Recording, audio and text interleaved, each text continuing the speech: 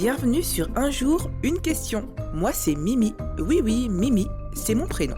Chaque jour, je réponds à une question. Prépare-toi à voyager avec moi et à découvrir plein de choses. On ne va pas s'ennuyer, tu verras. D'ailleurs, toi aussi tu peux participer. Clique sur le lien dans la description de l'épisode et enregistre ta question. Qui sait, peut-être que ce sera la prochaine à laquelle je répondrai. Alors, prêt pour une nouvelle aventure ?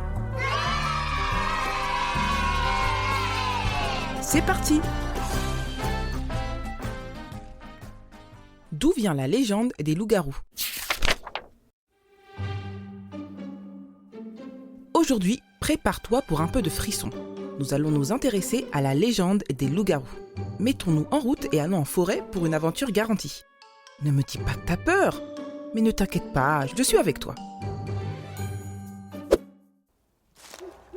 Oula, il fait vraiment nuit noire. Heureusement, j'ai ramené ma torche pour y voir plus clair.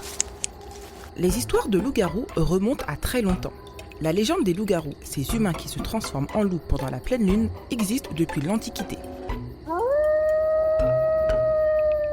Ces créatures sont souvent décrites comme étant mi-homme, mi-loup, avec une force incroyable et des griffes acérées. Au Moyen-Âge, en Europe, les légendes sur les loups-garous se sont répandues. Les gens croyaient que certains individus pouvaient se transformer en loups grâce à des sortilèges, des potions magiques ou même en étant mordus par un loup-garou. Les nuits de pleine lune étaient particulièrement redoutées, car on pensait que c'était le moment où les transformations se produisaient. Les loups-garous étaient souvent associés à la peur des loups qui étaient nombreux en Europe à cette époque et représentaient un danger réel pour les villages. Les loups attaquaient parfois le bétail et pouvaient même représenter une menace pour les humains.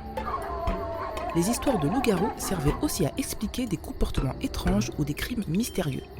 Par exemple, si des animaux disparaissaient ou si des personnes se comportaient de manière bizarre, les gens pouvaient penser que des loups-garous étaient responsables.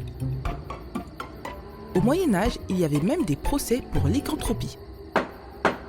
C'est le terme pour décrire la transformation en loup-garou.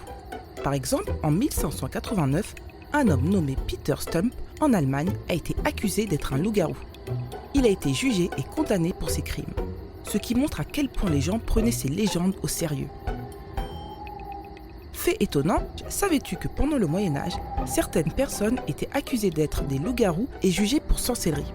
Ces procès étaient souvent basés sur des superstitions et des peurs irrationnelles. Des individus étaient parfois condamnés simplement parce qu'ils étaient différents ou qu'ils vivaient en marge de la société.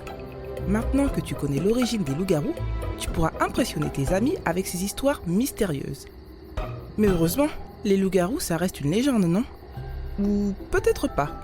Allez, rentrons avant que la pleine lune ne brille trop fort.